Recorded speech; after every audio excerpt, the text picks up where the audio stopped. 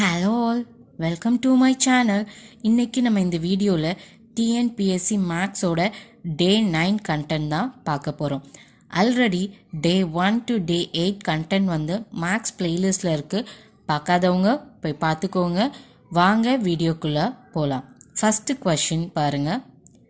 ₹2.70 15 பைசா எத்தனை சதவீதம் அப்படின்னு கேட்டிருக்காங்க. ஃபஸ்ட்டு ₹2.70 ஓகேவா.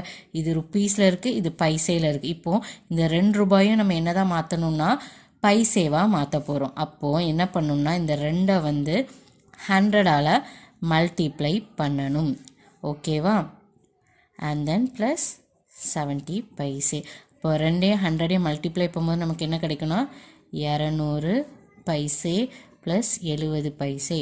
இது 2 ஆட் பண்ணும்போது நமக்கு 270 பைசேன்னு கிடைக்கும். ஓகேவா. இப்போ கொடுத்துருக்க கண்டென்ட் எல்லாத்துலேயும் நம்ம என்ன தான் மாற்றிட்டோம், பைசாவாக மாற்றிட்டோம். ஓகே. இப்போ நமக்கு கொஷினில் என்ன கேட்டிருக்காங்க, இந்த 270 பைசே இருக்குல்ல, அதாவது ₹2.70 இதோட 15 பைசாவோட சதவீதம் தான் என்னன்னு கேட்டிருக்காங்க. அப்போ என்ன பண்ணணும்னா 15 மேலே போடணும், 270 கீழே போடணும், மல்டிப்ளை பை 100 பண்ணணும். ஓகேவா.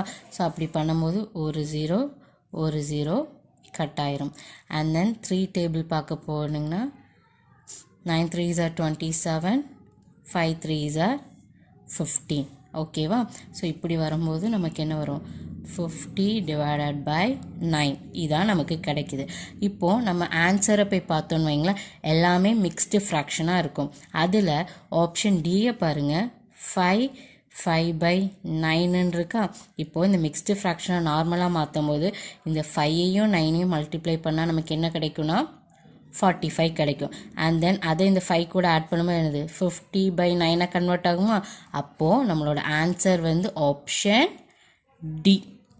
செகண்ட் கொஷின், 40 பைசா என்பது ₹2 எத்தனை சதவீதம். ஓகேவா. ஸோ ₹2 இருக்குது. Okay, 2 rupees. இதில் 40 பைசே எவ்வளோ சதவீதம் அப்படின்னு கேட்டிருக்காங்க. ஓகேவா. இப்போ இந்த ருப்பீஸாக இருக்கா, இதை வந்து என்னது பைசேவாக மாற்றணும். அதுக்கு நமக்கு எல்லா தெரியும், இந்த 2 வந்து என்னது 100ஆல் மல்டிப்ளை பண்ணணும். அப்படி பண்ணால் என்னது 200 பைசே. ஓகேவா. இப்போ நமக்கு என்ன கேட்டிருக்காங்க, 40 பைசா என்பது ₹20 எத்தனை சதவீதம் அப்படின்னு கேட்டிருக்காங்களா. அப்போ என்னது 40 மேலே போடணும், இந்த 200 கீழே போடணும், மல்டிப்ளை பை 100 பண்ணால் நமக்கு ஆன்சர் கிடச்சிடும். இந்த 0 கட் பண்ணுங்கள், இந்த 0 கட் பண்ணுங்கள், 2 தெரியும், என்னது 20. ஓகேவா. ஸோ நம்மளோட ஆன்சர் வந்து என்னது 20%. Answer option A 20%. Third question, ஒரு தேர்வில் 280 பேர் கலந்து கொண்டவர்களில் 252 பேர் தேர்ச்சி பெற்றனர் எனில் தேர்ச்சி பெறாதவர்களின் சதவீதம் என்ன அப்படின்னு கேட்டிருக்காங்க. ஒரு எக்ஸாம் இருக்குது, அதில் டோட்டல் கேண்டிடேட்ஸ் எவ்வளோ எழுதியிருப்பாங்கன்னா 280 பேர் எழுதியிருக்காங்க. ஓகேவா. இதில் பாஸ் ஆனவங்க அப்படின்னு நீங்கள் பார்த்தீங்கன்னா, பாஸ்ன்னு பார்த்தீங்கன்னா 252 பேர். ஓகேவா. இப்போ நமக்கு என்ன கண்டுபிடிக்க சொல்லியிருக்காங்கன்னா ஃபெயில் பர்சன்ட் எவ்வளோ அப்படின்னு கண்டுபிடிக்க சொல்லியிருக்காங்க. ஃபஸ்ட்டு இந்த ஃபெயில் பர்சன்ட் எவ்வளோ அப்படின்னு கண்டுபிடிக்க முன்னாடி எவ்வளோ பேர் ஃபெயில் ஆகிருக்காங்க அப்படின்னு பார்க்கணும். ஓகேவா. ஸோ எவ்வளோ பேர் ஃபெயில் ஆகிருக்காங்கன்னு பார்த்தீங்கன்னா, இந்த டோட்டல் பர்சன்ஸ் இருக்காங்களா, அதுலேருந்து இந்த பாஸை கழிச்சோன்னு வைங்களேன், நமக்கு எவ்வளோ பேர் ஃபெயில் ஆகிருக்காங்க அப்படிங்கிறது கிடச்சிரும். ஓகேவா. ஸோ டோட்டல் 280, பாஸ் பண்ணது 252 பேர். ஓகேவா. இது 2 நமக்கு மைனஸ் பண்ணும்போது கழிக்கும் போது ஃபெயில் ஆனவங்க எவ்வளோ பேர் கிடச்சிருப்பாங்க. ஓகே, 28 கிடைக்கும். இந்த 28 பேர் தான் என்னது ஃபெயில் ஆனவங்க.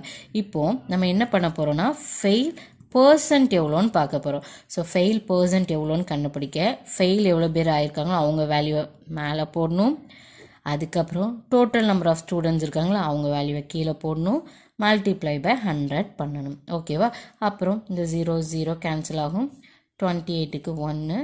ஸோ 1 மல்டிப்ளைட் பை 10 வந்து என்னது 10%. அப்போ எவ்வளோ பேர் ஃபெயில் ஆகிருக்காங்க, 10% ஆன ஆட்கள் ஃபெயில் ஆகிருக்காங்க. ஓகேவா. ஸோ அப்போ நம்மளோட ஆன்சர் வந்து ஆப்ஷன் சி. அண்ட் இதுலேயே இவங்க வந்து பாஸ் ஆனவங்க எவ்வளோ பர்சன்ட் அப்படின்னு கேட்டாங்கன்னு வைங்களேன், இந்த ஃபெயில் பர்சன்ட்டுக்கு மேலே ஃபெயில் ஆனவங்க வேல்யூ எழுதியிருக்கோமா, இதுக்கு பதிலாக பாஸ் ஆனவங்க வேல்யூ போட்டு கீழே டோட்டலால் டிவைட் பண்ணி மல்டிப்ளை பை 100 பண்ணால் நமக்கு பாஸ் பர்சன்ட் எவ்வளோன்னு கிடச்சிரும். 4th கொஷின், 450 ஆப்பிள்களில் 30% அழுகிவிட்டது எனில் நல்ல ஆப்பிள்களின் எண்ணிக்கை என்னன்னு கேட்டிருக்காங்க. ஓகேவா? ஸோ மொத்த ஆப்பிள் நமக்கு எவ்வளோ இருக்குது?